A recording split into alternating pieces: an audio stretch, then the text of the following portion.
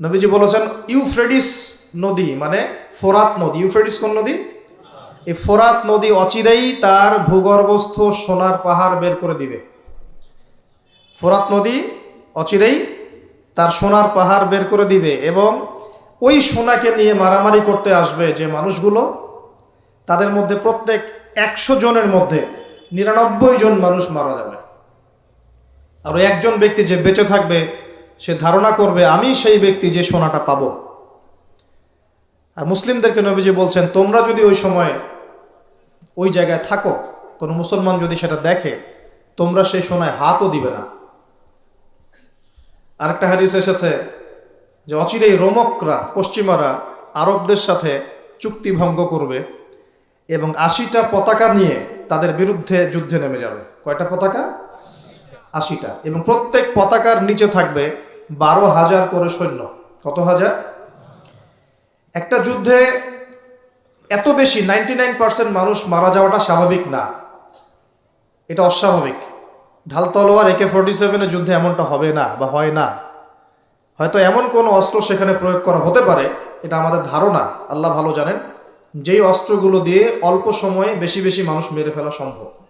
ঠিক যেমন এখনকার নিউক্লিয়ার ওয়েপেন্স বা থার্মোনিউক্লিয়ার ওয়েপেন্স হতে পারে, আল্লাহ ভালো জানেন। বস্তুত এটাই শেষ জামানা, যখন সাদাকে কালো মনে হবে, কালোকে সাদা মনে হবে, হককে বাতিল মনে হবে, বাতিলকে হক মনে হবে, যেটা ন্যায় ওটাকে অন্যায় মনে হবে, যেটা অন্যায় সেটাকেই ন্যায় মনে হবে। নবী সাল্লাল্লাহু আলাইহি ওয়াসাল্লাম বলে গিয়েছেন আনতালিদা লামাতু রাব্বাতুহা, শেষ জামানায় দাসী তার মনিবকে জন্ম দিবে। দাসী তার মনিবকে জন্ম দিবে, কখনো দাসী তার মনিবকে জন্ম দেয় না। মানে ন্যায় অন্যায়, হক বাতিল, সত্য মিথ্যা, এগুলোর মানদণ্ড উল্টে যাবে।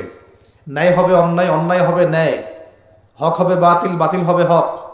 যেটা সত্য সেটাই মিথ্যা মনে হবে, যেটা মিথ্যা সেটাই সত্য মনে হবে, যেটা অন্ধকার সেটাকে আলো মনে হবে, যেটা আলো সেটাকে অন্ধকার মনে হবে। আনতালিদা লামাতু রাব্বাতুহা, হালালকে মানুষ হারাম করবে, হারামকে হালাল করবে। আমার কথা বুঝতে পারছেন কি না? বেশি গভীর হয়ে যাচ্ছে, আমি সহজ করার চেষ্টা করছি। এখন আসেন, আল্লাহ পাক বলছেন ওয়াইজ ক্বালা রাব্বুকা লিল মালায়েকা, হে নবী মুহাম্মদ বলেন সাল্লাল্লাহু আলাইহি ওয়াসাল্লাম, স্মরণ করেন সেই সময়ের কথা। আল্লাহ নবীকে বলা হচ্ছে স্মরণ করেন সেই সময়ের কথা, মানে মহাবিশ্বের লক্ষ লক্ষ বছর আগে, হয়তো কোটি কোটি বছর আগে।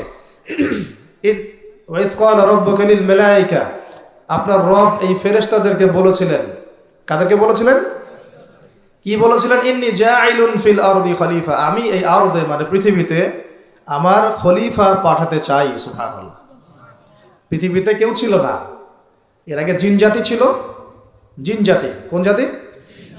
জিন জাতি বলে একটা জাতি আছে, বিশ্বাস করেন তো নাকি? আচ্ছা, এখন এই জিন জাতি যখন ফাসাদ সৃষ্টি করে, আল্লাহ পাক ওদেরকে সরিয়ে দেন, দিয়ে আল্লাহ পাক নতুন করে কোনো সৃষ্টি পাঠানোর ইরাদা করেন। তখন ফেরেশতাদেরকে বলেন যে আমি পৃথিবীতে আমার খলিফা পাঠাতে চাই। কি পাঠাতে চাই? শব্দটা আবার বলেন, খলিফা। আচ্ছা, এবার আসে তো ফেরেশতারা বলেন আতাজআলু ফিহা, আপনি কি এমন কাউকে সেখানে পাঠাতে চাচ্ছেন মাই ইউফসিদু ফিহা, যে পৃথিবীতে গিয়ে ফাসাদ সৃষ্টি করবে, দাঙ্গা হাঙ্গামা ফাসাদ সৃষ্টি করবে, ওয়া ইয়াসফিকুদ দিমা, এবং একে অপরের রক্ত ঝরাবে, রক্তপাত ঘটাবে। ওয়া নাহনু নুসাব্বিহু বিহামদিকা ওয়া নুকদ্দিসু লাক, অথচ আমরাই তো আপনার প্রশংসা করি, তাসবিহ পাঠ করি, কি প্রয়োজন? আপনি কি এমন কাউকে পাঠাতে চাচ্ছেন যে পৃথিবীতে গিয়ে 2টা কাজ করবে? ফেরেশতারা বলেছেন কয়টা কাজ করবে? এক, বলেন, ফিতনা ফাসাদ সৃষ্টি করবে, 2, একে অপরের রক্তপাত ঘটাবে। পুরো বিশ্বের দিকে তাকায় দেখবেন এবার, এই মানব জাতি এই 2টা কাজ করতেছে, হয় ফিতনা ফাসাদ সৃষ্টি করতেছে অথবা রক্তপাত ঘটাচ্ছে। এখানে ভাই ভাই রক্ত ঝরাচ্ছে, প্রতিবেশী প্রতিবেশীর, কোনো সময় সামাজিক এক দল আরেক দলের, কোনো সময় এক রাজনৈতিক দল আরেক রাজনৈতিক দলের, কোনো সময় এক বিশ্বের একটা দেশ আরেকটা দেশের। পুরো বিশ্বে ছোট থেকে বড় যে স্তরে আপনি উঠবেন দেখবেন রক্তপাত রক্তপাত রক্তপাত। নবীজি বলে গিয়েছিলেন শেষ জামানায় এই রক্তপাতটা প্রচুর বাড়বে, এত বাড়বে যে হত্যাকারী জানবে না কেন তাকে মারলাম, আর নিহত ব্যক্তিও বুঝবে না কেন আমি মরলাম। সুবহানাল্লাহ, চিন্তা করতে পারেন? গাজার বাচ্চারা জানে না যে কেন তাকে মারা হলো, আর যারা মারছে ওরাও জানে না কি কারণে মারছে। কি অপরাধ ওদের? ইয়েমেনের বাচ্চারা জানে না কেন বোমটা এসে পড়লো, আর যে ফেললো সেও জানে না কি জন্য ফেললাম। আপনারা রাস্তায় গন্ডগোল করতে যান অনেক সময়, যে বের হয় সেও জানে না কেন, কিসের উদ্দেশ্যে লড়ছি, আর যে মারে সেও জানে না কি জন্য ভাইকে মারলাম। এটা শেষ জামানা। হত্যাকারী ব্যক্তি জানবে না যে কেন আমি হত্যা করছি, মাকতুল জানবে না যে কেন আমি মরলাম।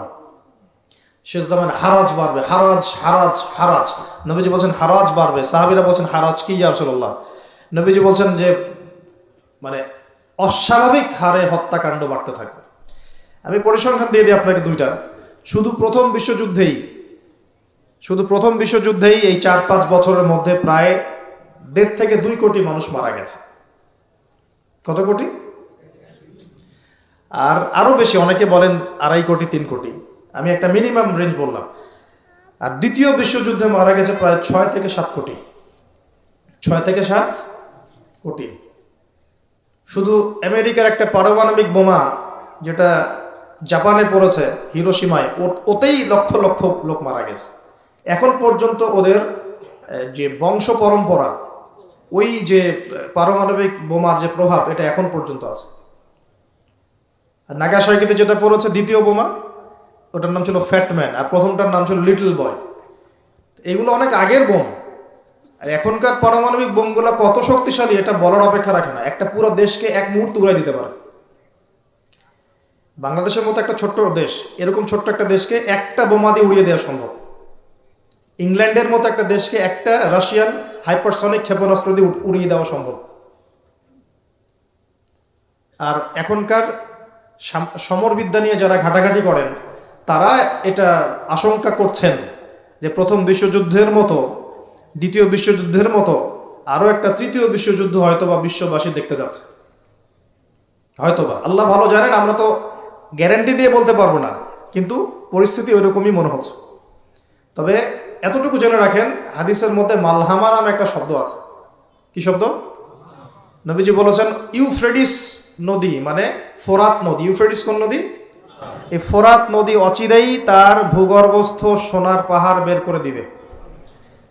ফোরাত নদী অচিরেই তার সোনার পাহাড় বের করে দিবে, এবং ওই সোনাকে নিয়ে মারামারি করতে আসবে যে মানুষগুলো, তাদের মধ্যে প্রত্যেক 100 জনের মধ্যে 99 জন মানুষ মারা যাবে।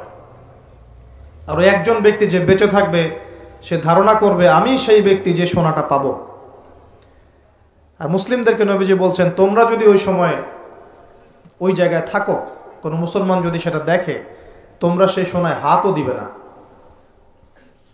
আরেকটা হাদিস এসেছে যে অচিরেই রোমকরা, পশ্চিমারা আরবদের সাথে চুক্তি ভঙ্গ করবে এবং 80টা পতাকা নিয়ে তাদের বিরুদ্ধে যুদ্ধে নেমে যাবে। কয়টা পতাকা?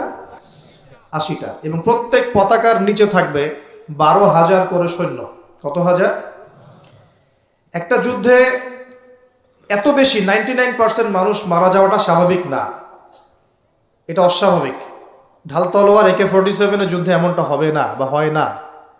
হয়তো এমন কোন অস্ত্র সেখানে প্রয়োগ করা হতে পারে, এটা আমাদের ধারণা, আল্লাহ ভালো জানেন, যেই অস্ত্রগুলো দিয়ে অল্প সময়ে বেশি বেশি মানুষ মেরে ফেলা সম্ভব। ঠিক যেমন এখনকার নিউক্লিয়ার ওয়েপেন্স বা থার্মোনিউক্লিয়ার ওয়েপেন্স হতে পারে, আল্লাহ ভালো জানেন। তো বিশ্ববাসী এরকম একটা মালহামা দেখার অপেক্ষায় আছে। এই মালহামার পরেই আসবেন ইমামুল মাহদি। ইমামুল মাহদির পরে আসবে ঈসা ইবনে মারিয়াম। ঈসা ইবনে মারিয়ামের পরে আসছে ইসলামিক খেলাফত। ওই খেলাফত থেকে খলিফা, এই শব্দটা নিয়ে কথা বলছি এখন। আমি আবু বকর সিদ্দিকে ছিলাম রাদিয়াল্লাহু আনহু। ফেরেশতারা বলছেন, আপনি কি এমন কাউকে পৃথিবীতে পাঠাতে চান গিয়ে রক্তপাত ঘটাবে অথবা ফাসাদ সৃষ্টি করবে? যেটা বললাম, এখনকার বিশ্বে দুটোই আমাদের কাজ। তো আল্লাহ পাক বলছেন, ইন্নী আ'লামু মা লা তা'লামুন, ইন্নী আ'লামু মা লা তা'লামুন। দেখো আমি যা জানি তোমরা সেটা জানো না। মানে আমার কিছু শুকরগুজার বান্দা থাকবে যারা এরকম ফিতনা ফাসাদ করবে না এবং রক্তপাত ঘটাবে না। তাদের জন্যই আমি প্রস্তুত করেছি জান্নাতুল ফিরদাউস।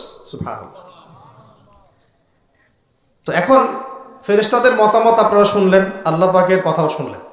এখন আল্লাহ রাব্বুল আলামিন তার খলিফা হিসেবে সৃষ্টি করলেন তার নিজ হাতে আদম আলাইহিস সালামকে। সুবহানাল্লাহ। প্রথম মানবকে তিনি নবীও হলেন, তিনি প্রথম মানব এবং তিনি খলিফা।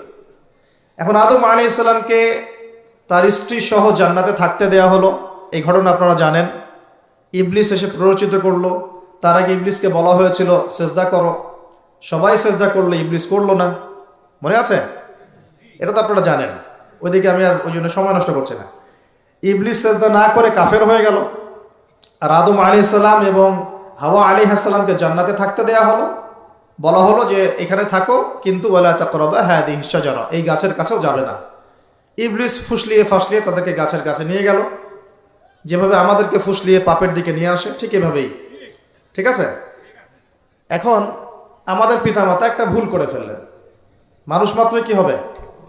আমাদের পিতামাতা ভুল করে ফেললেন। এটাই তো হাদিসের ব্যাখ্যা যে কুল্লু বনি আদম খাত্তা, প্রত্যেকটা বনু আদমেরই কি আছে? ভুল আছে।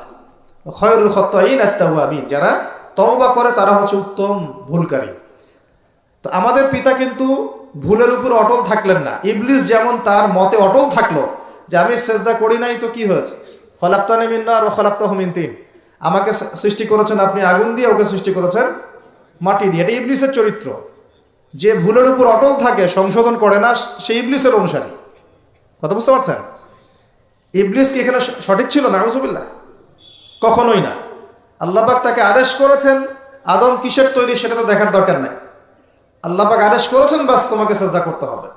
এখন আমরা যেমন আল্লাহ পাকের আদেশের সামনে অনেক সময় এরকম দলিল উপস্থাপন করি, এটা কেন করব, এটা কেন করব, তাই না? পর্দা কেন করব, নামাজ কেন পড়ব, যাকাত কেন দেওয়া লাগবে, এগুলি ইবলিসের চরিত্র। আর ইবলিস চ্যালেঞ্জ করলো আল্লাহকে, আল্লাহ পাক তাকে বের করে দিলেন, ফাখরুজ মিনহা ফাইন্নাকা রাজিম, এখান থেকে বের হও, তুমি অভিশপ্ত। ওয়া ইন্না আলাইকা লা'নাতা ইলা ইয়াউমিদ্দিন, কিয়ামত পর্যন্ত তোমার উপর লানত, অভিশাপ। ও আবার চালাক, সে বলল যে আমাকে কিয়ামত পর্যন্ত অবকাশ দিন, আনজিরনি ইলা ইয়াউমি ইউবআসুন, আমাকে কিয়ামত পর্যন্ত অবকাশ দিন। আল্লাহ পাক বলেন ইন্নাকা মিনাল মুনযারিন, যাও তুমি অবকাশপ্রাপ্তদের অন্তর্ভুক্ত একজন, ছেড়ে দিলাম তোমাকে, কিয়ামত পর্যন্ত হায়াত দেওয়া হবে। এবার সে বলছে ফাবিমা আগওয়াইতানি, হে আল্লাহ, যে আদমের জন্য আপনি আমাকে বের করে দিলেন, আমি চ্যালেঞ্জ করছি। এবার ইবলিসের চ্যালেঞ্জটাও মাথায় লিখে রাখেন, মাথায় লিখে রাখেন। ইবলিস বলছে ফাবিমা আগওয়াইতানি লাআকউদান্না লাহুম সিরাতাকাল মুস্তাকিম, যার জন্য আপনি আমাকে এখান থেকে বের করে দিলেন, আমি তার সরল পথে ওত পেতে বসে থাকবো। কিভাবে বসে থাকবো? ওত পেতে। সুম্মা লাআতিয়ান্নাহুম মিন বাইনি আইদিহিম ওয়া মিন খালফিহিম ওয়া আন আইমানিহিম ওয়া আন শামাইলিহিম ওয়া লা তাজিদু আকসারাহুম শাকিরিন, আমি তাদের ডান দিক থেকে আসবো, বাম দিক থেকে আসবো, সামন থেকে আসবো, পিছন থেকে আসবো, আপনি বেশিরভাগ আদম সন্তানকে শুকরগুজার পাবেন না। কে বললো এটা? ইবলিসের এই কথা সত্য না মিথ্যা বলেন তো? এখন সত্য হয় নাই? কিভাবে সত্য সেটা আরেকটা হাদিস থেকে দেখেন, দলিল। আমি আর গভীরে ঢুকে যাচ্ছি। কিয়ামতের মাঠে আদম আলাইহিস সালাম, এই আদম আলাইহিস সালামই যখন উঠবেন, আদম আলাইহিস সালামকে আল্লাহ পাক ডেকে বলবেন তোমার সন্তানদের মধ্য থেকে জাহান্নামী জান্নাতি আলাদা করে দাও তো তুমি। তো আদম আলাইহিস সালাম বলবেন ইয়া আল্লাহ, কতজন জান্নাতি, কতজন জাহান্নামী? আল্লাহ পাক বলবেন প্রত্যেক 1000-এ 999 জনকে জাহান্নামের জন্য আলাদা করে দাও। বলেন নাউজুবিল্লাহ। এই হাদিসটা শোনার পরে সাহাবায়ে কেরাম রাদিয়াল্লাহু আনহুম খুব বিচলিত হয়ে পড়ল। তখন নবী সাল্লাল্লাহু আলাইহি ওয়াসাল্লাম আশ্বস্ত করলেন যে ওই যে 1% জান্নাতি দেখা যাচ্ছে, এগুলো উম্মতে মুহাম্মাদের মধ্যেই বেশি হবে ইনশাআল্লাহ। তবে কোন উম্মতে মুহাম্মাদি যে নামাজ পড়ে না, রোজা রাখে না, যাকাত দেয় না, শরীয়তের বিধিবিধানের কোনো পরোয়া করে না, কোরআনটা পর্যন্ত তেলাওয়াত করতে চাচ্ছে না, সেই উম্মতে মুহাম্মাদি কথা বলা হচ্ছে কি? নাকি যারা নিজেদের জান মাল সময় শ্রম সবকিছু ঢেলে দিয়ে দিনের জন্য নিজেকে নিবেদিত প্রাণ করে, কাদের কথা বলা হচ্ছে? এটা আপনারা নিজেরাই বোঝেন, এটা তো আমার বোঝানোর দরকার নাই। এখন বুঝেন তাহলে পার্সেন্টেজটা কত হবে। তো ইবলিসের কথা তাহলে সত্য হলো। ইবলিস কি বললো? ওয়ালা তাজিদু আকসারাহুম শাকিরিন, বেশিরভাগকে আপনি শুকরগুজার পাবেন না। আল্লাহ পাক নিজেও এই কথা বলেছেন সূরা সদের মধ্যেই, ওয়া কালিলুম মিন ইবাদিয়াশ শাকুর, আমার শুকরগুজার বান্দা খুব কম হবে। অন্য একটা জায়গাতেও আছে। তো এখন আল্লাহ রাব্বুল আলামিন আদম আলাইহিস সালাম আর হাওয়া আলাইহিস সালামকে জান্নাতে রাখলেন। তারা যে ফল খেয়ে ভুল করে ফেললেন, আল্লাহ পাক তখন তাদেরকে সাথে সাথেই বের করে দেন নাই, সাথে সাথে বের করে দেন নাই, বরং ফাতালাক্কা আদামু মির রাব্বিহি কালিমাত, আদম আলাইহিস সালাম আল্লাহর কাছ থেকে কিছু কালিমা বা বাক্য শিখে নিলেন। সুবহানাল্লাহ। ফাতাবা আলাইহি, ওই কালিমা ওই বাক্য দিয়ে আল্লাহ আদম আলাইহিস সালাম তওবা করলেন। ওই কালিমা ওই বাক্য দিয়ে আদম আলাইহিস সালাম কি করলেন? তওবা করলেন। আবার বলছি, ফাতালাক্কা আদামু মির রাব্বিহি কালিমাত, আদম আলাইহিস সালাম তার রবের কাছ থেকে কিছু কালিমা শিখে নিলেন। ফাতাবা আলাইহি, ওই কালিমা দিয়ে আল্লাহ রাব্বুল আলামিনের কাছে তিনি তওবা করলেন। ইন্নাহু হুয়াত তাওয়াবুর রহিম, এবং আল্লাহ পাক তওবা কবুল করে তাকে মাফ করে দিলেন। ওই বাক্যটা কি ছিল সেটা একটু শুনি।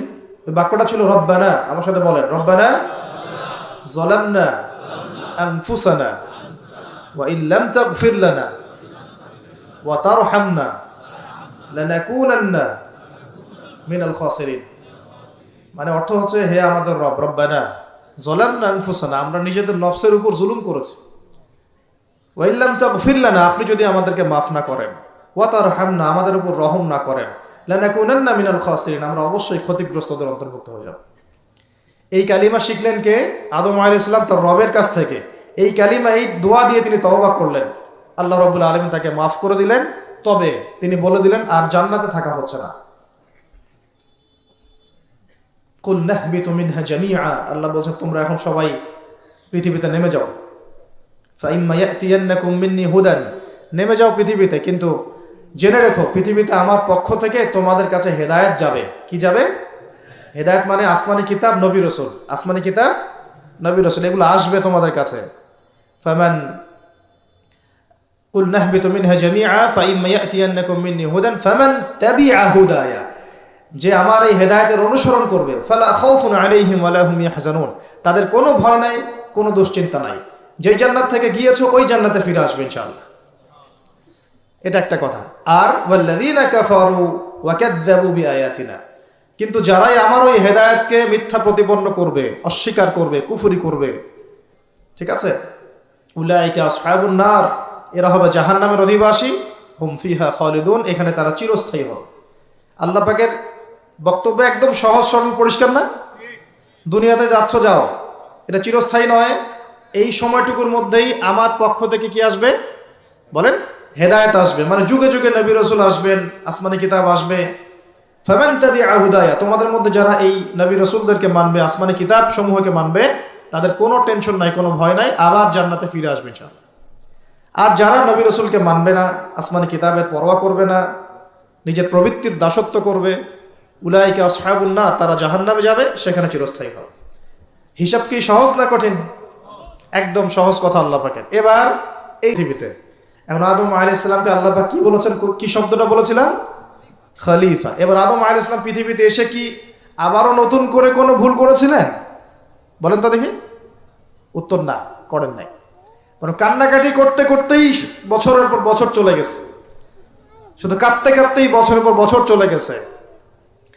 পরবর্তী ভুল যেটা আমরা দেখি সেটা হলো হাবিল আর কাবিলের ভুল। কাবিল তার ভাই হাবিলকে হত্যা করেছে, তাই না? হিংসার বশবর্তী হয়ে। ওই যে এখনো দেখবেন আমাদের সমাজে যে ভাইয়ে ভাইয়ে মারামারি, এটা সেই হাবিল কাবিলের সুন্নত। এখানে আমরা কাবিল হব না, হলে হাবিল হব। প্রয়োজনে হাবিল হয়ে থাকবো, তাও কাবিল হতে চায় না। কারণ নবী সাল্লাল্লাহু আলাইহি ওয়াসাল্লাম বলেছেন, পৃথিবীতে প্রথম হত্যাকাণ্ড সংঘটিত করেছে কাবিল। ভালো করে শোনেন, যারা এই পথে আছেন ভালো করে শোনেন। পৃথিবীতে প্রথম হত্যাকাণ্ড সংঘটিত করেছে কাবিল। এ কারণেই কিয়ামত পর্যন্ত যত মানুষ খুন হবে, খুন, এই সমস্ত খুনের পাপের একটা অংশ কাবিলের আমলনামায় গিয়ে যুক্ত হবে। মনে করায় দেই, কাবিল একজন নবীর সন্তান। কার সন্তান? নবীর সন্তান। লূত আলাইহিস সালামের স্ত্রী একজন নবীর স্ত্রী। নূহ আলাইহিস সালামের স্ত্রী একজন নবীর স্ত্রী। আবু লাহাব সর্বকালের সর্বশ্রেষ্ঠ মানব মুহাম্মদ সাল্লাল্লাহু আলাইহি ওয়াসাল্লামের চাচা। আবার ফেরাউনের ওই স্ত্রী, তার নাম, দাসীর নাম কি? আসিয়া। তাহলে আমাদের বংশ, আমাদের রং, আমাদের জাতীয়তা, আমাদের অর্থ সম্পদ, আমাদের টাকা পয়সা, আমাদের স্ট্যাটাস, আমাদের ভাষা, আমাদের এই গোত্রীয় বিভাজন, এগুলো আমাদেরকে আল্লাহ পাকের আযাব থেকে বাঁচাতে পারবে না। যদি যদি না আমরা আল্লাহ পাকের হুকুম আহকাম মেনে চলি। একজন নবীর ছেলে কোথায় যাচ্ছে? একজন নবীর স্ত্রী কোথায় যাচ্ছে? লূত আলাইহিস সালামের স্ত্রী কোথায় যাচ্ছে? আবু জেহেল কি আল্লাহ নবী সাল্লাল্লাহু আলাইহি ওয়াসাল্লামের চাচা ছিল না? আবু লাহাব কি চাচা ছিল না? তাহলে কিসের অহংকার, কিসের অহংকার, কিসের ফুটানি, কিসের গর্ব? শুধু তাকওয়াই পারবে আমাদেরকে সেভ করতে, আর কিচ্ছু না। অনেক গভীর হয়ে যাবে, বের হয়ে আসেন। আদম আলাইহিস সালাম তার জীবদ্দশায় আল্লাহ পাকের জমিনে যতদিন থেকেছেন, তিনি কি আল্লাহর বিধান মেনেছেন না শয়তানের বিধান মেনেছেন? তার উপরে আল্লাহ পাক কিছু নাজিল করেন নাই? সহিফা নাজিল করেছেন, অবশ্যই করেছেন না? এমনকি কিভাবে কাপড় পরিধান করতে হবে, কিভাবে চাষবাস করতে হবে, কিভাবে এই পৃথিবীতে বেঁচে থাকতে হবে, এগুলো আল্লাহ রাব্বুল আলামিন জিবরাইল আলাইহিস সালামের মারফতে শিখিয়েছেন। মানুষ কাপড় পরা জানতো না, কে শিখিয়েছেন? আল্লাহ পাক। আল্লাহ পাক পোশাক নাজিল করেছেন। শুরুতে মানুষ গাছের ছালপাতা পরে থাকতো না, এগুলো মিথ্যা কথা। আল্লাহ রাব্বুল আলামিন আসমান থেকে পোশাক নাজিল করেছেন প্রথম। জিবরাইল আলাইহিস সালাম শিখিয়েছেন কিভাবে সুতা বুনতে হয়, কিভাবে জমি চাষ করতে হয়, কোন কোন গাছ উপকারী, কোন কোন গাছ উপকারী নয়, কোনটা আমরা খেতে পারবো, কোনটা খেতে পারবো না, কোন প্রাণী আমাদের জন্য খাওয়া ভালো হবে, কোনটা খাওয়া ঠিক হবে না, আল্লাহ পাক ওহীর মাধ্যমে জানিয়েছেন। এগুলো আমরা জানতাম না, এগুলো আমরা জানতাম। এমনকি কোন গাছে ঔষধি গুণাগুণ আছে, এটা আদম আলাইহিস সালামকে কে জানিয়েছে? আল্লাহ পাক তার ওহীর মাধ্যমে জানিয়েছেন। এই যে আমরা এখন সভ্যতা নিয়ে এত কথা বলি, সত্যি কথা হচ্ছে সভ্যতা শুরু হয়েছে নবীদের হাতে, আর সভ্যতা প্রসারিত হয়েছে নবীদের হাতে, আর সভ্যতা শেষও হবে একজন নবীর হাতে। সেই নবীর নাম কি? ঈসা আলাইহিস সালাম। Very good. সেই নবীর নাম কিন্তু ঈসা ইবনে মারইয়াম। তার হাতে সভ্যতা শেষ হবে। ওইটা লাস্ট একটা সভ্যতা পৃথিবী দেখবে অচিরেই সামনে। এখন আসেন, আদম আলাইহিস সালাম ছিলেন আল্লাহ পাকের খলিফা, এবং তিনি পৃথিবীতে তার আল্লাহ পাকের বিধান দিয়ে নিজে চলেছেন, পরিবারকে চালিয়েছেন, ওই সময় সমাজকে চালিয়েছেন, এবং ওই সময় পৃথিবীটাকে তিনি আল্লাহ পাকের বিধান দিয়ে পরিচালিত করেছেন, অন্য কারো বিধান দিয়ে নয়, মন গড়া বিধান দিয়ে তো মোটেই নয়, এবং নিজের রচনাকৃত বিধান দিয়ে তো মোটেই নয়, নিজের প্রবৃত্তিগত অনুসরণ দিয়ে মোটেই নয়, বরং আল্লাহ পাকের পক্ষ থেকে যা এসেছে সেইটা তিনি ফলো করেছেন। এই অনুসরণটা কি নূহ আলাইহিস সালাম করেন নাই? ইব্রাহিম আলাইহিস সালাম করেন নাই? মুসা আলাইহিস সালাম করেন নাই? ঈসা আলাইহিস সালাম করেন নাই? দাউদ আলাইহিস সালাম করেন নাই? সুলাইমান করেন নাই আলাইহিস সালাম? আমাদের নবী মুহাম্মদ সাল্লাল্লাহু আলাইহি ওয়াসাল্লাম তিনি কি করেন নাই? আমার কথা কি বুঝতে পারছেন? তাহলে তারা কি অনুসরণ করেছেন পৃথিবীতে? আল্লাহ পাকের ওহীর বিধান। কিসের বিধান? ওহীর বিধান। এখন আসেন, আরেকজন নবীকে আল্লাহ পাক বলেছেন খলিফা, তার নাম কি বলেছিলাম শুরুতে? দাউদ। কোন সূরা আছে এটা? সদের মধ্যে। এইখানে আল্লাহ পাক আরো স্পষ্ট করে বলেছেন একজন খলিফার দায়িত্ব কি। খুব মনোযোগের সাথে শুনবেন। উপযুক্ত পরিবেশ মনে হচ্ছে বলে আলোচনাগুলো করছি। আপনারা খুব সুন্দরভাবে বসে আছেন, আমি কথা বলতে খুব কমফোর্ট ফিল করছি। আপনাদেরকে শুকরিয়া, জাযাকুমুল্লাহ। আল্লাহ পাক বলছেন যে ইয়া দাউদ, হে দাউদ, ইন্না জাআলনাকা খলিফাতান ফিল আরদ, আমি আল্লাহ তোমাকে পৃথিবীতে আমার খলিফা করেছি। সুবহানাল্লাহ। হে দাউদ,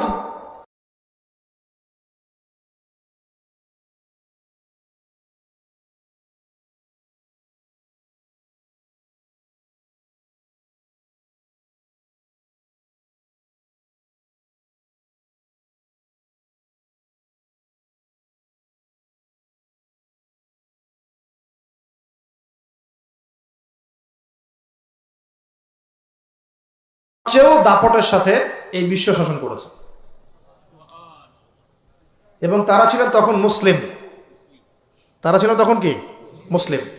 কিন্তু এখন যে ইসরায়েলকে আপনারা দেখছেন, তারা ওই শাসনটাকে ফিরিয়ে আনার চেষ্টা করছে, কিন্তু ভুল একটা পথে। ভুল পথটা কোথায়? তারা মনে করে তাদের একজন মাসিহ আসা এখনো বাকি আছে, এবং তারা মাসিহুদ দাজ্জালকেই তাদের মাসিহ মনে করে। আল্লাহ পাক তাদের মাসিহ পাঠিয়েছিলেন, সেই মাসিহের নাম হচ্ছে ঈসা আলাইহিস সালাম, কিন্তু তারা নিজেরা তাদের মাসিহকে চিনতে ভুল করে হত্যার চেষ্টা করেছিল। তারা নবীদেরকে হত্যা করা জাতি। এমনকি তারা আমাদের নবী মুহাম্মদ সাল্লাল্লাহু আলাইহি ওয়াসাল্লাম কেউ হত্যার চেষ্টা করেছে একাধিকবার। তো তারা মসিহ ঈসা আলাইহিস সালামকে হত্যার চেষ্টা করেছিল, আল্লাহ পাক তাকে উঠিয়ে নিয়েছেন। এবং তাদেরকে পরীক্ষা ফেলে আল্লাহ পাক মসিহুদ দাজ্জালকেই তাদের কাছে মসিহ মনে করিয়ে দিয়েছেন। এখন তারা দাজ্জালের জন্য তাদের প্ল্যাটফর্মটা রেডি করছে। এই কারণেই এই সংঘাতগুলো আপনারা দেখছেন। দাজ্জালের কনসেপ্টটা না বুঝতে পারলে এখনকার জিও পলিটিক্সটা বুঝতে পারবেন না। ইউনাইটেড নেশনস আপনাদেরকে জিও পলিটিক্স বোঝাতে পারবে না। জিও পলিটিক্সটা বুঝতে হলে দাজ্জালের কনসেপ্ট লাগবে। তাদের ধারণা তাদের মসিহ আসলে পরে তারা ওই ফিলিস্তিন থেকেই, জেরুজালেম থেকেই আবারও বিশ্ব শাসন করবে, এটা ওরা ধারণা করে। এই ধারণায় তারা বিগত 100 বছর থেকে কাজ করে যাচ্ছে। কত বছর থেকে? এবং কাজ করতে করতে করতে করতে এখন দেখেন কি অবস্থা। প্রায় বেশিরভাগ জায়গায় তারা দখল করে ফেলেছে। তারা রাজনীতি নিয়ন্ত্রণ করে ফেলেছে, তারা রাষ্ট্র গঠন করে ফেলেছে, তারা রাজধানী পর্যন্ত ঘোষণা করেছে, তারা অর্থনীতি নিয়ন্ত্রণ করে ফেলেছে, তারা ব্যাংকিং ব্যবস্থা নিয়ন্ত্রণ করে ফেলেছে, ব্যবসা বাণিজ্যের বড় বড় সেক্টর নিয়ন্ত্রণ করে ফেলেছে, প্রযুক্তিগুলো নিয়ন্ত্রণ করে ফেলেছে, অস্ত্রশস্ত্রগুলো মজুত করে ফেলেছে। এখন তারা যা ইচ্ছা তাই করতে পারে। এই কাজগুলো তারা কেন করছে এটা আপনারা বুঝতে পারছেন না। কেন তারা হাসপাতালে বোম মারবে, কেন শিশুদেরকে হত্যা করবে, কেন নিরীহ ফিলিস্তিনিদেরকে এখান থেকে উৎখাত করবে, কেন? আপনার তো একটা কুকুরের গায়ে লাথি মারতে মায়া লাগে, মায়া লাগে না? কিন্তু কিভাবে নির্দয়ভাবে এই কাজগুলো তারা 100 বছর থেকে করতে পারছে? কারণ তারা মনে করে তারা সঠিক কাজ করছে। তারা মনে করে যে তারা এই জায়গার মূল মালিক, এই জায়গার মূল মালিক তারা এটা মনে করে। এবং তারা নীলনদ, মিশরের নীলনদ থেকে ফরাত নদী পর্যন্ত পুরো জায়গাটাকে হোলি ল্যান্ড মনে করে, পবিত্র জায়গা মনে করে। এবং তারা মনে করে যে আল্লাহ পাক তাদেরকে ওই জায়গাটা দিয়েছে, এই জায়গায় ফিলিস্তিনিদের থাকার কোনো অধিকার নাই। এই কারণেই তারা মুসলমানদের উপর বিগত এই 70-80 বছর থেকে, বলা যায় প্রায় 100 বছর থেকে, কারণ 1914 সালে তারা ঢুকেছে, এখন 2023 সাল চলছে, এই পুরো সময়টা জুড়ে তারা যে নির্বিচার বাড়িঘর দখল করা, জমি দখল করা, ধর্ষণ, শিশু হত্যা, ভাইদেরকে কারাগারে নিক্ষেপ করা, হ্যাঁ, নির্বিচার হত্যাযজ্ঞ, এগুলো কেন চালাচ্ছে? কারণ তারা মনে করে ওই জায়গাটা তাদের, এবং তারা মনে করে যে তাদের মাসিহ আসা মাত্রই তারা ওইখান থেকে বিশ্বটাকে শাসন করবে। এবার কি মিলাতে পারছেন বিষয়টা কোন দিকে যাচ্ছে? এবং সত্যি কথা বলতে কি, তাদের মাসিহ, তারা যাকে মাসিহ মনে করে, সেই মাসিহুদ দাজ্জাল সত্যি সত্যি সেখান থেকে আসবেও, এবং ইহুদিদেরকে নিয়ে সে বিশ্ব শাসন করবেও। দাজ্জাল আসবেও এবং ইহুদিদেরকে নিয়ে সে বিশ্ব শাসন করবেও। এটা আমাদের নবী সাল্লাল্লাহু আলাইহি ওয়াসাল্লাম বলে গেছে। এটা হবে সর্বশেষ জালেমদের শাসন, সর্বশেষ। এবং কত দিন শাসন করবে সেটাও নবীজি বলে গিয়েছেন সাল্লাল্লাহু আলাইহি ওয়াসাল্লাম। আল্লাহ নবী বলে গিয়েছেন সে শাসন করবে 40 দিন। কত দিন? যার প্রথম দিনটা হবে 1 বছরের সমান। অলৌকিক না বিষয়টা? দ্বিতীয় দিনটা হবে 1 মাসের সমান, তৃতীয় দিনটা হবে 1 সপ্তাহের সমান, বাকি দিনগুলো হবে আমাদের দিনের মতো। পৃথিবীর সামনে এটা অপেক্ষা করছে, পৃথিবীর সামনে এটা আসা অপেক্ষা করছে মাত্র। এই যে ওদের দৌরত্ব আপনি দেখছেন জায়নিস্টদের, এটা এমনি এমনি না। এই যে পশ্চিমা মদত, আমেরিকার সাহায্য, ব্রিটেনের সাহায্য, পুরো পশ্চিমা বিশ্বের সাহায্য, এত শক্তি, এত দাপট তারা দেখাচ্ছে, যা ইচ্ছা তাই করে ফেলছে। ইচ্ছা হলো 200টা বাচ্চাকে মেরে ফেললাম, কেউ বলার কিছু নাই। আশপাশে আরব কান্ট্রিগুলো তাকায় তাকায় ফুটবল খেলা দেখছে, ঠিক আছে? সবাই সর্বোচ্চ এতটুকু বলতে পারে, আমরা নিন্দা জানাই, আমরা এর তীব্র প্রতিবাদ জানাই, দ্যাটস অল, এতটুকু। আরবের তেল সব নিয়ন্ত্রণ করে ফেলেছে, আরবের চতুর্পাশে তার প্রতিবেশী রাষ্ট্র স্থাপন করেছে, এবং প্রত্যেকটা রাষ্ট্রে সে মুনাফিকদেরকে বসিয়ে দিয়েছে। এত কিছু কিভাবে করতে পারছে? কি মনে হয় আপনাদের কাছে? এমনি এমনি নয়, এর সাথে মাসিহুদ দাজ্জালের একটা গভীর সম্পর্ক আছে। এবং দাজ্জাল এই ইহুদিদেরকে নিয়েই বিশ্ব শাসন করবে, নবী সাল্লাল্লাহু আলাইহি ওয়াসাল্লাম বলে গেছেন। আর এই ইহুদিরা নবীর যুগে কি হালে ছিল? বনু কুরাইজা, বনু কাইনুকা, বনু নাজির, এই 3টা কওমের সাথে আল্লাহর নবী নিজে সশস্ত্র যুদ্ধ করেছেন, করে ওদেরকে বের করে দিয়েছেন মদিনা থেকে। তারপর তারা খায়বারে গিয়ে আশ্রয় নিয়েছে। আলী রাদিয়াল্লাহু আনহু হাতে এই খায়বারও বিজয় হয়েছে। সবাইকে বের করার পরে নবীজি ইন্তেকালের কয়েকদিন আগে বলে গিয়েছিলেন, বাকি যারা আছে অবশিষ্ট, এদেরকে তোমরা এই জাজিরাতুল আরব থেকে বের করে দিও। কে বলে গিয়েছিলেন? এখন তার উম্মত দেখেন কি অবস্থা। চারপাশে বসে, ওই জেরুজালেমের চারপাশে আরব রাষ্ট্র রহব আছে, বসে বসে তামাশা দেখছে। 100 বছর হয়ে গেল। তো আমি এই জায়গা থেকে এখানে আসছি, ওইখান থেকেই দাউদ আলাইহিস সালাম বিশ্ব শাসন করেছিলেন। আল্লাহ পাক তাকে বলছেন খলিফা। কি করেছিলেন তিনি? আল্লাহ পাক তাকে বলছেন, ইয়া দাউদ, একটু মনোযোগের সাথে শোনেন, হে দাউদ, ইন্না জাআলনাকা খলিফাতান ফিল আরদ, আমি আল্লাহ তোমাকে এই জমিনে খলিফা করেছি। সুবহানাল্লাহ। এবং ওই জমিন বলতে কিন্তু এখন জেরুজালেম, আরদ মানে এখানে কিন্তু ওই বাইতুল মুকাদ্দাস, তিনি ওখান থেকেই বিশ্ব শাসন করেছিলেন। তোমার দায়িত্ব কি হে দাউদ, তোমার কাজটা কি? ফাহকুম বাইনান নাসি বিল হক, সূরা সাদ পড়ে দেখেন। তোমার কাজ হচ্ছে মানুষের মাঝে, অনুসারী জনগণের মাঝে তুমি ন্যায় বিচার প্রতিষ্ঠা করবে। কি করবে? তার মানে একজন, যে কেউ, একজন মেম্বার হোক, একজন চেয়ারম্যান হোক, একজন এমপি হোক, একজন মন্ত্রী হোক, একজন পিএম হোক, যাকে আল্লাহ পাক যেখানে দায়িত্ব দিবেন, খলিফা হিসেবে তার কাজ কি বলেন তো? ফাহকুম বাইনান নাসি বিল হক, সত্য ন্যায়ের মানদণ্ডে মানুষের মাঝখানে বিচার ফয়সালা করবে, বাস, এটা আপনার কাজ। নেতৃত্ব দিলে দোষের কিছু নাই, নেতৃত্ব পেলেও দোষের কিছু নাই, কিন্তু ফাংশনটা কি? একজন খলিফার কাজটা কি? আবু বকর সিদ্দিক কেমন খলিফা ছিলেন, ওমর কেমন ছিলেন, ওসমান কেমন ছিলেন, আলী কেমন ছিলেন রাদিয়াল্লাহু আনহুম আজমাইন? তারা এই আয়াতের উপর আমল করতেন। ফাহকুম বাইনান নাসি বিল হক, মানুষের মাঝখানে ন্যায় বিচার কর। ন্যায় বিচার কথা বলা হয়েছে, ন্যায় বিচার। এখন ন্যায় বিচার কতটুকু কি হচ্ছে না হচ্ছে এটা আপনারা আমার চেয়ে ভালো জানেন, আমি এইসব নিয়ে কথা বলতে চাই না, কিন্তু আমাদের কাজ এতটুকুই, যাকে আল্লাহ পাক যেখানে দায়িত্ব দিবেন ন্যায় বিচার। আরো আল্লাহ বলছেন, আয়াতটা শেষ হয়নি, আরো সামনে একটু আছে। আল্লাহ পাক বলছেন, ওয়ালা তাত্তাবিউল হাওয়া, ন্যায় বিচার করো এবং নিজের হাওয়া প্রবৃত্তির অনুসরণ করো না, নিজের মন গড়া বিধানের অনুসরণ করো না, নিজের প্রবৃত্তির দাসত্ব করো না। যদি করো তাহলে কি হবে? ইউদিল্লাকা আন সাবিলিল্লাহ, তাহলে আল্লাহ পাকের এই সরল পথ থেকে ওই প্রবৃত্তির অনুসরণ তোমাকে বিচ্যুত করে দিবে। কার কথা এগুলো? আল্লাহর কথা। ইন্নাল্লাযীনা ইউদিল্লুনা আন সাবিলিল্লাহ, পরের আয়াত, নিশ্চয়ই যারা আল্লাহ পাকের সরল পথ থেকে বিচ্যুত হয়ে গেছে, লাহুম আযাবুন শাদীদ, তাদের জন্য কঠিন শাস্তি আছে। আযাবুন শাদীদ মানে কঠিন শাস্তি আছে। বিমা নাসু ইয়াউমাল হিসাব, এই কারণে যে তারা হিসাবের দিনটা ভুলে গিয়েছে। এই দুইটা আয়াত আমি শোনাই দিলাম আপনাকে। আল্লাহ পাক যাকে যেখানে দায়িত্ব দিবেন সবসময় এই দুইটা আয়াত মাথায় রাখবেন, যে আল্লাহ পাক আপনাকে দাউদ আলাইহিস সালামের মতো কাজ দিয়েছেন, আল্লাহ পাক আপনাকে আদম আলাইহিস সালামের মতো কাজ দিয়েছেন। যাকেই দেখ, X Y Z whoever he is, এটা আমাদের দেখার বিষয় না। আমরা ধর্মতাত্ত্বিক দৃষ্টিকোণ থেকে শুধু মূলনীতিগুলো বলবো। তাহলে এখানে খলিফার কাজ কি বুঝতে পারলাম? মানুষের মাঝে ন্যায় বিচার প্রতিষ্ঠা করা, প্রবৃত্তির দাসত্ব না করা। যদি করি তাহলে কঠিন শাস্তি অপেক্ষা করছে। এখন আসেন, আল্লাহ নবী সাল্লাল্লাহু আলাইহি ওয়াসাল্লাম কি এই আয়াতের উপর আমল করে যান নাই? গিয়েছেন না যান নাই? তার জীবদ্দশায়, তার 23 বছরের এই নববী জীবনে কেউ কখনো জুলুমের শিকার হয়েছিল? বলেন তো, কেউ বলতে পারবে বুকে হাত দিয়ে যে একজন মানুষ জুলুমের শিকার হয়েছে? তার রেখে যাওয়া ইসলামের এই প্ল্যাটফর্মের উপরে আবু বকর সিদ্দিক শাসন চালিয়েছেন 2.5 বছরের মতো। আবু বকর সিদ্দিকের সময় কি কেউ জুলুমের শিকার হয়েছিল? তিনি কি এই আয়াতগুলোর উপর আমল করেছিলেন না করেন নাই? তাহলে তিনি একজন সফল খলিফা ছিলেন। আমরা খলিফা এবং খেলাফা দুটার ব্যাখ্যা বুঝতে পারলাম। যে খলিফা আল্লাহ পাকের বিধান মেনে বিচার ফয়সালা করে, ওই শাসন ব্যবস্থাটাকেই বলা হয় খিলাফা। এটা নতুন কোনো মৌলবাদী শব্দ নয়, আমরা ভুল বুঝি, আমাদেরকে ভুল বোঝানো হয়। একজন খলিফা যে আল্লাহ পাকের বিধান অনুযায়ী বিচার ফয়সালা করে, তার ওই শাসন ব্যবস্থাটাকে বলা হয় খিলাফা, যেটা আসবে সামনে ঈসা আলাইহিস সালামের হাতে।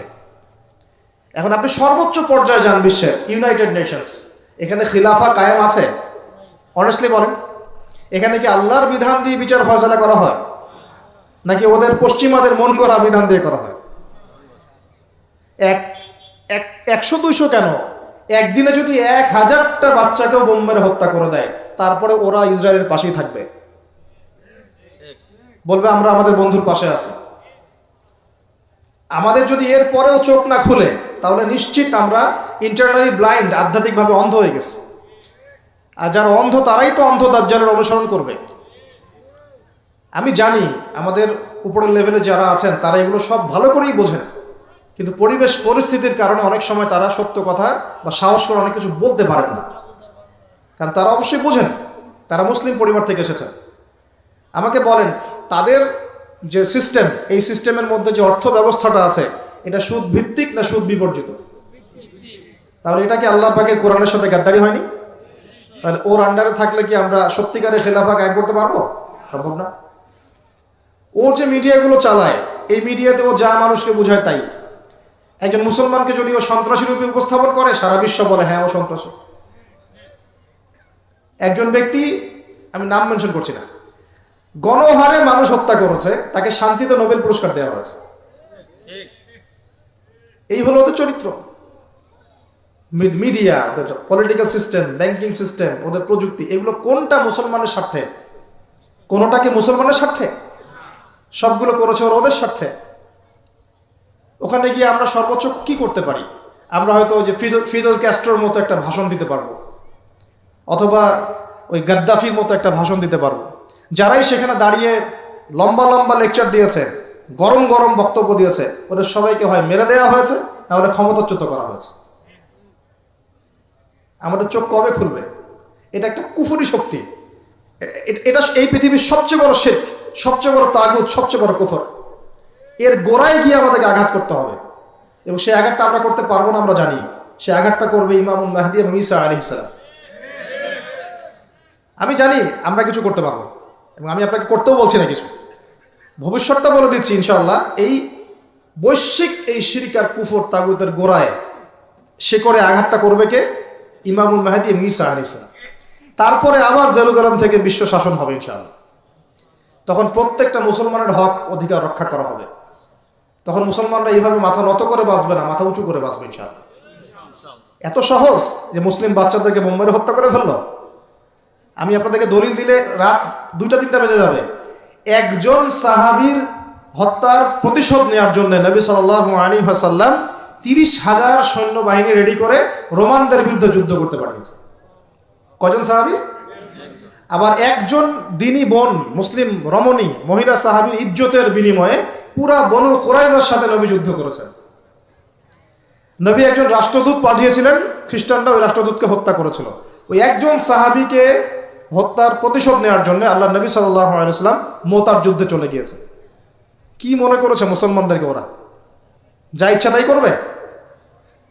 যখনই মুসলিমরা ইসলামের পক্ষে কথা বলার চেষ্টা করে অথবা শক্ত অবস্থান দেখানোর চেষ্টা করে, ওরা কয়েকটা অস্ত্র প্রয়োগ করে, স্যাংশন দিয়ে দিব, তারপরে কি করব, টাকার মান কমিয়ে দিব, ভিসা বাতিল করে দিব। অনেক সমস্যা ওদের কাছে, এরকম 70 থেকে 72টা অস্ত্র থাকে, একটা একটা করে প্রয়োগ করে। স্যাংশন একটা অস্ত্র, ভিসা একটা অস্ত্র, টাকার মান ইনফ্লেশন হবে এটা একটা অস্ত্র, ঋণ দেওয়া বন্ধ করে দেবো একটা অস্ত্র, IMF এর লোন দিব না একটা অস্ত্র। এরকম অস্ত্র শেষ নাই। এগুলো আপনারা সবাই বুঝবেন না, পলিটিশিয়ানরা বুঝবেন। এই শক্তিটা, এই পুরো পশ্চিমাদের এই পুরো শক্তিটা, আমি বলছি না তাদের মধ্যে ভালো মানুষ না, এটা বলছি না, এটা যারা নিয়ন্ত্রণ করে তাদের নাম জায়নিস্ট। তারা কারা? এই জায়নিস্টরা কখনোই মুসলমানদের স্বার্থে কাজ করবে না। কশ্চিন কালেও তারা এই মুসলিম বাচ্চাদের রক্তের বদলা নিবে না। কশ্চিন কালেও তারা আমাদের এই ভাই বোনদের জীবনের মূল্য দিতে পারবে না। তারা আমাদের পক্ষে অবস্থান নিবে না। হাজার হাজার মুসলিমকে মেরে ফেলার পরেও তারা ওদেরই পক্ষে অবস্থান নিবে। এমনকি যে এগুলো নিয়ে কথা পর্যন্ত বলবে তাকেও গুপ্ত হত্যা করে হত্যা করতে পারে। দ্য সিক্রেটস অফ জায়নিজম বইটা পড়ে দেখেন, হেনরি ফোর্ডের লেখা। উনি নিজেও ওদের একজন ছিলেন, বের হয়ে এসেছেন, পরে সৎপথে এসে বইটা লিখেছেন। বইটা পড়ে দেখেন, পড়াশোনা করেন। আমাদেরকে চোখ কান খোলা রেখে চলতে হবে। আমি এই মূল জায়গা থেকে আস্তে আস্তে শেষের দিকে আসতেছি, একটু মনোযোগ ধরে রাখেন। এটা হলো খেলাফা এবং খলিফার ফাংশন। এখন আবু বকর সিদ্দিক কি এটা আমল করে দেখেন নাই? উমর ইবনে খাত্তাব তার 10 বছরের শাসন, কত বছর? এই 10 বছরে আপনি একজন মানুষ দেখান যে অনাহারে মারা গেছে বা দারিদ্র সীমার নিচে ছিল, বা ওই 10 বছরে একজন মুসলিম বোনের ইজ্জত হানি করা হয়েছে, একটা বাচ্চাকে হত্যা করতে পেরেছে, বা একজন মুসলিম ভাইকে অন্যায়ভাবে হত্যা করেছে। বা শুধু মুসলমানদের উপরে গরম গরম কথা পর্যন্ত বলেছে, একটা দলিল খালি দেখেন আমাকে, 10 বছর আপনি দেখাতে পারবেন না। বরং মানুষ চাকরি ছেড়ে দিচ্ছে এসে, ইয়া আমিরুল মুমিনিন, আমার কোর্টে তো মামলাই আসে না, আমাকে অযথা বেতন দেন কেন? এই যে বর্তমান রাষ্ট্র ব্যবস্থার কাঠামো, এটা ওমর রাদিয়াল্লাহু আনহু দিয়েছেন। তার জীবনী পড়ে দেখেন, ইতিহাসগুলো পড়ে দেখেন। এখন এই 10 বছর যদি এভাবে চালানো যায়, তাহলে আমরা কেন এখন দুর্বল হচ্ছে? আরো সামনে যান, ওই 10 বছরে ওমর রাদিয়াল্লাহু আনহু এই বাইতুল মুকাদ্দাসও জয় করেছিলেন, মনে আছে? উটের পিঠে তিনি একবার চলেছেন, তারপর ভিত্তকে উঠিয়েছেন। ওটা নিয়ে কাজী নজরুল ইসলাম কবিতা লিখেছিলেন। এগুলো তো এখন নাই, কবিতাটা। এটা তো আমিরুল মুমিনিন কবিতা ছিল না একটা আগে, ওটা তো এখন আপনারা পড়তে পারেন না। কেন পড়তে পারেন না এটা আপনারা বুঝবেন। কেন পড়া যাচ্ছে না, কি সমস্যা হচ্ছে, পড়লে কি হবে, কোথায় নিয়ে যাচ্ছি আমরা বাচ্চাদেরকে? এখন কোন দিকে নিয়ে যাচ্ছি বাচ্চাদেরকে আমরা? আসলে ইসলামের শিক্ষা ছাড়া আপনি যত শিক্ষায় শিক্ষিত করেন না কেন, পরকালে আপনি পস্তাবেন, আমরা পস্তাবো না। পরকালে আপনি পস্তাবেন যে আমি আমার সন্তানকে কেন এই শিক্ষা দিয়ে আসলাম না। হয়তো আজকে রব্বির হামহুমা কামা রব্বায়ানি সগীরা বলতে পারতো, এখন তো সেটাও পারছে না। উসমান রাদিয়াল্লাহু আনহু খেলাফতের পর আরো 12 বছর, কত বছর? একটা ঘটনা দেখান আমাকে, মুসলিমদের অধঃপতনের বা মুসলমানদেরকে অপদস্থ করেছে একটা ঘটনা দেখো। এরপর আলী ইবনে আবি তালেবের আরো প্রায় 1.5-2 বছর, ওই সময় দেখা। আমি বলেছিলাম 1200 বছর প্রায়। তারপর উমাইয়ারা শাসন করেছে প্রায় 97 বছর। কত বছর? নিজেদের মধ্যে অনেক সমস্যা হয়েছিল। যেমন এখন আমাদের সবাই মুসলিম ভাই, পলিটিক্যালি নিজেদের মধ্যে সমস্যা হয় না? এরকম সমস্যা হয়েছিল উমাইয়া খেলাফতেও, উসমান রাদিয়াল্লাহু আনহুর সময়ও, আলী ইবনে আবি তালেবের সময়ও। কিন্তু কখনো বাইরের শত্রুদের কাছে আমরা পরাজিত হই নাই। মানে আমার ঘরে কি সমস্যা আছে আমি সেটা ঘরে বুঝবো। ভাইয়ের সাথে ভাইয়ের সমস্যা হচ্ছে, ওকে ঠিক আছে, হাতাহাতি হয়েছে, মারামারি হয়েছে, অস্ত্র নিয়ে মুখোমুখি হয়েছি, এটা আমার ঘরের সমস্যা। কিন্তু বহির্বিশ্বে মুসলমানদের উপর চোখ রাঙিয়ে কথা বলেছে এমন একটা জাতি খুঁজে পাওয়া যেত না। 97 বছর উমাইয়ারা করেছে। তারপরে আব্বাসীয়রা এসেছে, আব্বাসীয়রা এসে প্রায় 550 বছর চালিয়েছে। কত বছর? এর পর আসছে মামলুক, তারপরে ফাতেমিরা, ওইদিকে কর্ডোভাতে ছিল ইসলামিক খেলাফত, ওই আন্দালুসিয়ায়, এখনকার স্পেন, ইতালি, এগুলো সব আমাদের ছিল। তারপরে সালাহউদ্দিন আইয়ুবী রাহিমাহুল্লাহ আইয়ুবী শাসন এসেছে। তারপরে জেঙ্গিদের শাসন এসেছে। মোগলদেরটা জানেন আপনারা, আফগানদেরটা জানেন, এমনকি হিন্দুস্তান পর্যন্ত দেখেন নাই? এটা পুরো আমাদের আওতাভুক্ত ছিল এক সময়, ইংরেজরা আসার আগ পর্যন্ত। এভাবে বিশ্ব এগিয়ে গেছে ইসলামের হাত ধরে। কখনো কাউকে জোর করে, ফোর্স করে মুসলমান করানো হয় নাই। কখনো কোনো অমুসলিমের অধিকার খর্ব করা হয়নি। এবং একজন অমুসলিম যদি আমাদের আন্ডারে থাকতো, তার অধিকার সবার আগে নিশ্চিত করা হয়েছে। যাকাত সবাই প্রদান করত, সলাত আদায় করত, সবাই কোরআনওয়ালা ছিল, ওলামায়ে কেরামদেরকে সম্মান করা হতো, মসজিদ মাদ্রাসা গড়ে তোলা হয়েছিল, সুদ ছিল না, মানুষ হালাল খেত, এবং মুসলিমদের একটা ঐক্যবদ্ধ সামরিক শক্তি ছিল। আস্তে আস্তে আস্তে আস্তে বিগত বেশি দিন না, আমার স্টাডি হচ্ছে বিগত মাত্র 100 থেকে 150 বছর, লাস্ট 100 থেকে 150 বছরে আমাদের পুরো টেবিলটাই উল্টে গেছে মনে হয়। এক্স্যাক্টলি উসমানী খেলাফতের পতনের সময় থেকে 1914 সালে এটার পতন ঘটেছে, প্রথম বিশ্বযুদ্ধের সময়। এরপর থেকেই কেন জানি এই যে বিগত 100 বছরে পুরো বিশ্বের চিত্রটাই উল্টায় গেল। যারা আমাদেরকে কর দিত একসময়, ট্যাক্স, ওরা এখন আমাদেরকে বলে ঋণ দিব কি দিব না। সুবহানাল্লাহ, আপনারা চিন্তা করেন একটু বিষয়টা। যারা আমাদেরকে ট্যাক্স দিয়ে আমাদের জমিতে থাকতো, ওরা আমাদেরকে বলে লোন লাগলে অ্যাপ্লাই করতে হবে, শর্ত সাপেক্ষে দিতে পারে, তা আবার চড়া সুদে। ওরা বলে যে পলিটিক্যাল সিস্টেম আমাদের কেমন হবে, ও ইন্টারফেয়ার করতে চায়, ও এসে নাক গলাতে চায় যে তোমাদের রাষ্ট্র ব্যবস্থা কিভাবে চলবে।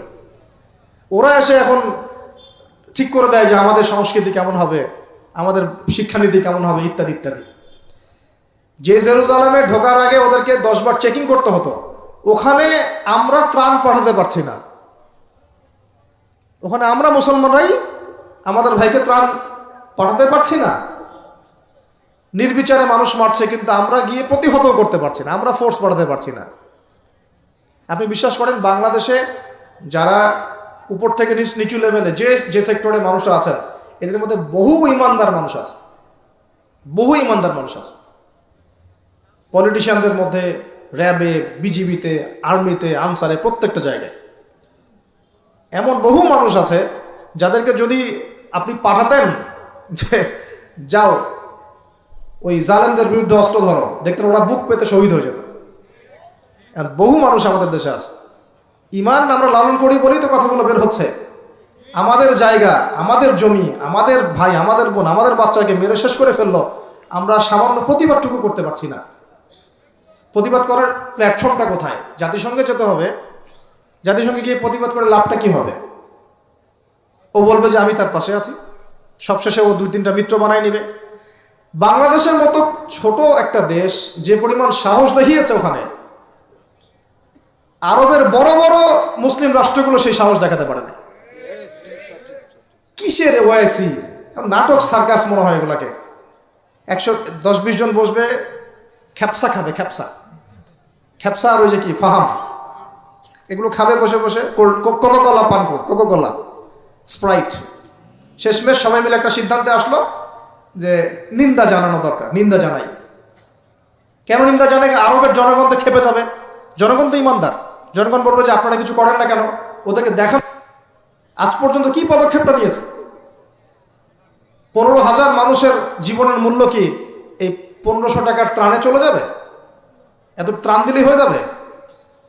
কেউ কেউ তো বর্ডার পর্যন্ত বন্ধ করে রেখে দিচ্ছে যে এখানে আসতেও দিব না। এই হিস্ট্রি 1 দিন 2 দিনের না, আমি এক মিনিটে বলতে পারবো না। আপনারা ডক্টর রাগিব সারজানি এবং ডক্টর আলী মোহাম্মদ সাল্লাভি তাদের ইতিহাসের বইগুলো পড়েন। ফিলিস্তিন নিয়ে বহু কিতাব আছে। এটা বিশাল ইতিহাস। এটা এখন অক্টোবর মাসের ঘটনা না। এটা অক্টোবর মাসের 6 তারিখে নতুন করে শুরু হয়েছে মাত্র। এটা প্রায় 97 বছর থেকে চলছে।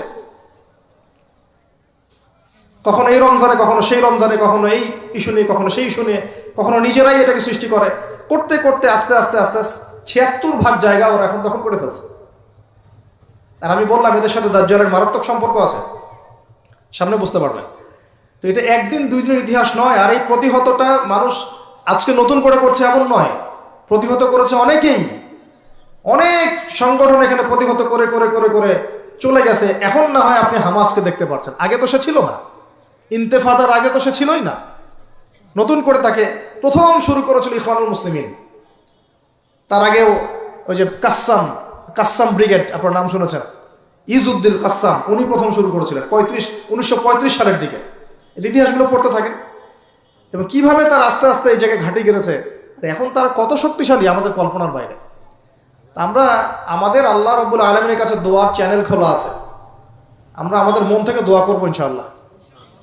বলতে পারলে বলবো, লিখতে পারলে লিখবো, পণ্য বয়কট করতে পারলে করব, আমরা কূটনৈতিক সম্পর্ক ছিন্ন করতে পারলে করব। আমাদের পক্ষে যা করা সম্ভব তাই করবো ইনশাআল্লাহ। কারণ আমাদের তো হাত বাঁধা। দেখেন, আপনি চিন্তা করেন, চারপাশে আরব রাষ্ট্রগুলো তামাশা দেখছে। মাঝখানে মাত্রই 27 একর বর্গ কিলোমিটার জায়গা, 27 একর জায়গা আর কি, এটার মধ্যে বোম্বিং হচ্ছে। সবাই মানে 22 লক্ষ মানুষকে একটা জায়গায় নিয়ে এসে বোম মেরে হত্যা করা। মানে ভাবটা এরকম যে ধরেন বাইতুল মোকাররমে সব মুসলমানকে ঢুকিয়ে বিষ প্রয়োগ করে হত্যা করা, যেমন এরকম আর কি, স্প্রে মেরে হত্যা করার মতো। অল্প একটু জায়গা, এর মধ্যে 22 লাখ মানুষকে ঢুকিয়ে দিয়ে বোম মেরে মেরে হত্যা করা হচ্ছে। এর চেয়ে বড় জুলুম পৃথিবী আর কোথাও দেখে নাই। ওই জায়গাটাকে আল্লাহ পাক বরকতময় বলেছেন। ওই জায়গাটাকেই আল্লাহ পাক বরকতময় বলেছেন। কেন? ওই জায়গা থেকে আল্লাহ পাক বেশি বেশি শহীদ কবুল করছেন। সুবহানাল্লাহ। এটাও বোঝেন, ওই জায়গা থেকে বেশি বেশি শহীদ আল্লাহর কাছে যাচ্ছে এবং তারা জীবিত, তারা জান্নাতে আছেন এখন ইনশাআল্লাহ। তবে শেষ করে দিয়ে একটা হাদিস দিয়ে যান। নবী সাল্লাল্লাহু আলাইহি ওয়াসাল্লাম এই জায়গা সম্পর্কে বলেছেন, শেষ জামানায় লা তাযালু তাইফাতুন মিন উম্মতি যাহিরিন আলাল হক লা ইয়াদুররুহুম মান খাযিলাহুম। আল্লাহ নবী সাল্লাল্লাহু আলাইহি ওয়াসাল্লাম বলেছেন, আমার উম্মতের একটা দল, সবাই না, একটা দল চিরদিন হকের উপর থাকবে, তারা যুদ্ধ করতে থাকবে। বিরোধিতাকারীরা তাদের কোনো ক্ষতি করতে পারবে না দুর্ভিক্ষ ছাড়া। কি ছাড়া? এই যে এখন বুঝতে পারছেন, দুর্ভিক্ষ ছাড়া, পানি নাই, খাবার নাই। বিরোধিতাকারীরা ওদের কোনো ক্ষতি করতে পারবে না দুর্ভিক্ষ ছাড়া। এবং তার সাহাবীরা জিজ্ঞাসা করছেন, ইয়া রাসূলুল্লাহ, তারা কোন এলাকায় যুদ্ধটা করবে? নবীজি বলছেন যে বাইতুল মুকাদ্দাস ওয়া মা হাওলাহা, বাইতুল মুকাদ্দাস এবং তার চারপাশে। আরেকটা জায়গায় আসছে যে ফিল দামেস্ক, দিমাস্ক মানে যে সিরিয়ার দামেস্ক এবং তার চারপাশে। নবীজি বলছেন সর্বশেষ এই দলটা দাজ্জালের সাথেও যুদ্ধ করবে। তো এই দিকে পৃথিবী যাবে। এখন আমরা আজকে সংক্ষিপ্ত আলোচনায় এতটুকু বোঝানোর চেষ্টা করলাম। দেখুন, আমরা পৃথিবীতে এমনি এমনি আসি নাই, আল্লাহ পাকের খলিফা হয়ে এসেছে। আল্লাহ পাকের খলিফার কাজ নিজে আল্লাহ পাকের বিধান মেনে চলা, তারপরে সবার আগে আমার পরিবারকে মানানোর চেষ্টা করানো। যদি পরিবার মানে আলহামদুলিল্লাহ, যদি না মানে দাওয়াত দেয়াই আমার কাজ, এতটুকু পর্যন্ত। আর যদি আমার সন্তান হয় তাহলে তাকে আমি ফোর্স করতে পারি, চাপ দিতে পারি, কিন্তু আমি আমার পিতাকে তো চাপ দিতে পারবো না, আমার মাকে আমি চাপ দিতে পারবো না, দাওয়াত দিতে পারবো। আমার স্ত্রী সন্তানদেরকে আমি চাপ দিতে পারবো। তো খলিফা নিজেও হব, নিজের পরিবারের মধ্যেও সেই খলিফার সুন্নতগুলো থাকবে। তারপরে আমি আমার সাধ্যমতো সমাজে এটার প্রচার প্রসার ঘটাবো। আল্লাহ পাক যদি কবুল করেন বড় পরিসরেও খিলাফা কায়েম হবে ইনশাআল্লাহ। আর আল্লাহ পাক যাকে যেখানে দায়িত্ব দিবেন তার মনে রাখা উচিত হবে তিনি হচ্ছেন এই পৃথিবীতে আদম আলাইহিস সালামের সন্তান। তিনি এই পৃথিবীতে ওই দাউদ আলাইহিস সালামের রোল প্লে করছেন। এরপরে তার সাধ্য অনুযায়ী সে ইসলাম কেন্দ্রিক সমাজ গঠনের চেষ্টা করবে। যদি না পারে বা প্রতিবন্ধকতা থাকে, ওজোর আপত্তি আল্লাহর কাছে পেশ করবে। আর যদি একেবারেই অস্বীকার করে, কুফরি করে, তাহলে তার শাস্তি আল্লাহ পাক তাকে দিবেন। আর সর্বশেষ কথা হলো, এই খিলাফার বদৌলতেই 4 খলিফার যুগ থেকে এই যে আমি আপনাকে 1914 সাল পর্যন্ত দেখালাম, এই মুসলিম বিশ্ব দাপটের সাথে মাথা উঁচু করে বেঁচেছিল। আর বিগত 100 বছরে যখন এগুলো আস্তে আস্তে উঠে গেছে, ড্যামলিশ হয়েছে, তখন আস্তে আস্তে পুরো টেবিলটাই উল্টে গেছে। এখন সত্যি কথা বলতে পুরো ওয়ার্ল্ডের যত বড় বড় অস্ত্রশস্ত্র সেগুলো ওদের হাতে। ওটার দাপট আপনাকে ভয় দেখায়, ওটা সবচেয়ে বড় পাওয়ার। তারপরে প্রযুক্তিগুলো ওর হাতে, মিডিয়াগুলো ওর হাতে, ওদের হাতে, অর্থনৈতিক সিস্টেম, সুদভিত্তিক ব্যাংকিং সিস্টেম ওদের হাতে। যতগুলোর নাম বলে না, federal reserve, IMF, world bank, সব ওদের। তো এখন এই অবস্থাতে বিশ্বটা চলছে, এটা কি চিরস্থায়ী হবে? উত্তর হচ্ছে না, এটা চিরস্থায়ী হবে না।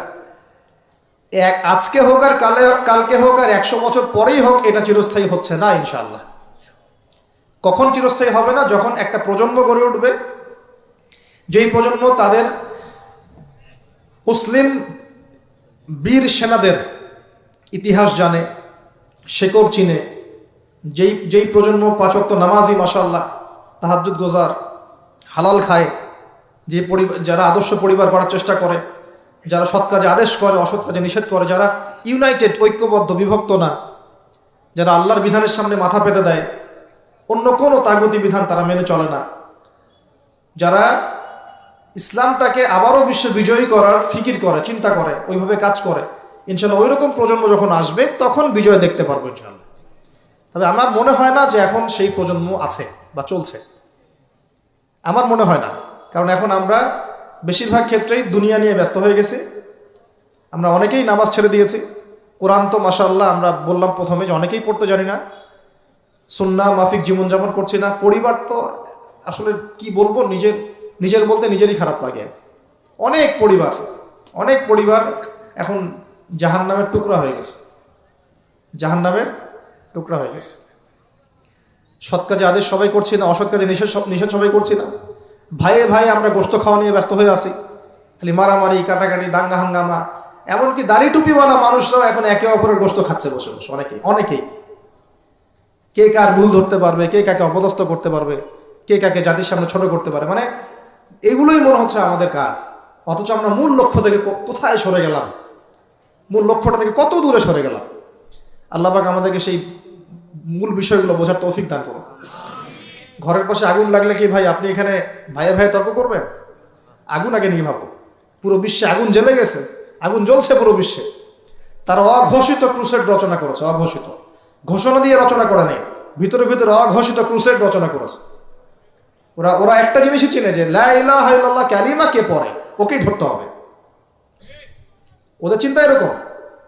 সবার না, আমি বলছি ওদের মধ্যে সবাই খারাপ তা বলছি না, কিন্তু জায়নিস্টদের কথা বলছি। আপনাকে দেখবেন আপনি শিয়া না সুন্নি, আপনি আহলে হাদিস না হানাফি, আপনি শাফেঈ না হাম্বলি, আপনি বাংলাদেশি না পাকিস্তানি, এগুলো কিছু দেখতে আসবে না। ওরা শুধু চিনে একটা কালিমা, লা ইলাহা ইল্লাল্লাহ মুহাম্মাদুর রাসূলুল্লাহ। যারাই পড়ছে এদেরকে ধরো, টার্গেট করো। তারা মুসলিম এবং ইসলামকে মিটিয়ে ফেলতে চায়। আল্লাহ পাক কোরআনে এটা বলেছেন, ইউরিদুনা লিইউতফিউ নূরাল্লাহি বিআফওয়াহিহিম। তারা আল্লাহ পাকের এই নূর মানে কোরআন, হাদিস, ইসলাম এটাকে মুখের ফুৎকারে নিভিয়ে ফেলতে চায়। আল্লাহ বলছে আল্লাহু ইউতিম্মু নূরাহু, কিন্তু আল্লাহ পাক তার নূরকে প্রজ্বলিত করবেন। ওয়ালাউ কারিহাল কাফিরুন, যদিও এই কাফেররা এটা পছন্দ করে না। মানে এটা প্রজ্বলিত করার দায়িত্ব আল্লাহ পাকই নিয়েছেন। কখন হবে? 2-3টা আয়াত বলে শেষ করে দেই খালি। আল্লাহ পাক বলেছেন ইন তানসুরুল্লাহ ইয়ানসুরুকুম, তোমরা যদি আল্লাহকে সাহায্য করো, মানে তোমরা যদি আল্লাহর দ্বীনকে সাহায্য করো, তাহলেই আল্লাহ তোমাদেরকে সাহায্য করবে। এমনি এমনি সাহায্য নামবে না। এই যুগটা আবরাহার যুগ না, যে আবরাহা হস্তি বাহিনী নিয়ে হেঁটে যাবে আর আসমান থেকে পাখি আসবে ঝাঁকে ঝাঁকে, আবাবিল তৈরন আবাবিল নেমে আসবে। এটা সেই যুগ না। এখানে আপনাকে আপনার রিজিকের ফয়সালা যেমন নিজেকে করতে হয়, কাজ করতে হয় না, আকাশ থেকে মান্না সালওয়া পড়ে, রিজিক আল্লাহ দেন, কাজ আমাকে করতে হয়। ঠিক একইভাবে দিন প্রতিষ্ঠার ক্ষেত্রে ওইভাবেই কাজ না করলে আল্লাহ রাব্বুল আলামিন আসমান থেকে বিজয় দিবেন না। ইন তানসুরুল্লাহ ইয়ানসুরকুম, তোমরা যদি আল্লাহকে সাহায্য করো তবেই আল্লাহ তোমাদেরকে সাহায্য করবেন। ওয়া ইউসাব্বিত আকদামাকুম, তোমাদের পা আল্লাহ পাক সুদৃঢ় করে দিবেন ইনশাআল্লাহ। সুবহানাল্লাহ। আরো বলেছেন আল্লাহ পাক ইন্নাল্লাহা লা ইউগাইয়িরু মা বিকওমিন, আল্লাহ পাক কোনো কওমের অবস্থা ততক্ষণ পরিবর্তন করেন না। শুনে নেন, আল্লাহ পাক কোনো কওমের অবস্থা ততক্ষণ পরিবর্তন করে না হাত্তা ইউগাইয়িরু মা বিআনফুসিহিম, যতক্ষণ না তারা নিজেরা নিজেদের অবস্থা পরিবর্তনের চেষ্টা করছে। আল্লাহ পাকের কথার উপর কোনো কথা নাই, এর উপর কোনো ওয়াজি নাই। আমাদের কথা তো কিচ্ছু না, আল্লাহ পাকের কথার উপর কোনো কথাই নাই। ইন তানসুরুল্লাহ ইয়ানসুরকুম, তোমরা আল্লাহকে সাহায্য করো, আল্লাহর দ্বীনকে সাহায্য করো, আল্লাহ তোমাদেরকে সাহায্য করো। ওয়া ইউসাব্বিত আকদামাকুম, পা শক্ত করে দিবেন ইনশাআল্লাহ, কেউ টলাতে পারবে না।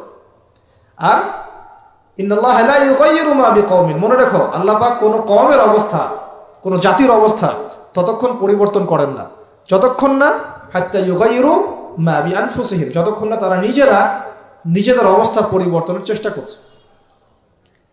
আর সর্বশেষ কথা আল্লাহ পাক বলছেন ওয়া ইন তাতাওয়াল্লাউ, যদি তোমরা মুখ ফিরায় চলে যাও, তোমরা যদি মুখ ফিরিয়ে উল্টা দিকে চলা শুরু করো, যেমনটা আমরা করছি আর কি এখন, তাহলে আল্লাহ কি করবেন? আল্লাহ বলছেন ইয়াস্তাবদিল কওমান গায়রাকুম, আল্লাহ তোমাদের সবাইকে সরিয়ে দিবেন। বলেন নাউযুবিল্লাহ। ইয়াস্তাবদিল কওমান গায়রাকুম, আল্লাহ পাক তোমাদের সবাইকে সরিয়ে দিয়ে নতুন কওম নিয়ে আসবেন। সুম্মা লা ইয়াকুনু আমসালাকুম, তারা তোমাদের মতো হবে না, তারা তোমাদের মতো অপদার্থ হবে না। কিভাবে সরাতে পারেন? এক মহামারীতে সরাতে পারেন না? এক ভূমিকম্পে সরাতে পারেন। 5-6 মাত্র ভূমিকম্প হলেই শেষ, ঢাকা শেষ, একদম 60% মানুষ দেখবেন ডেড, নাউযুবিল্লাহ। তাহলে কিসের বড়াই, কিসের? আল্লাহ পাকের কোরআনের আয়াতগুলো থেকে আমরা শিক্ষা নিব না? ওয়া ইন তাতাওয়াল্লা ইয়াস্তাবদিল কওমান গায়রাকুম সুম্মা লা ইয়াকুনু আমসালাকুম। সর্বশেষ আল্লাহ পাক বলেন ইয়া আইয়ুহাল্লাযীনা আমানু, হে মুমিনগণ, ইসবিরু, তোমরা সবর করো। ইসবিরু ওয়া সাবিরু ওয়া রাবিতু, তোমরা সবর করো, সবরের প্রতিযোগিতা করো এবং তাকওয়া অবলম্বন করো এবং তোমাদের আখের গোছাও, তোমরা প্রস্তুতি নাও, তোমরা এসব বিজয়ের প্রস্তুতি নাও, লাআল্লাকুম তুফলিহুন, যাতে করে তোমরা সফল হতে পারো। আল্লাহ পাক আমাদের সবাইকে আলোচনা বোঝার তৌফিক দান করুন।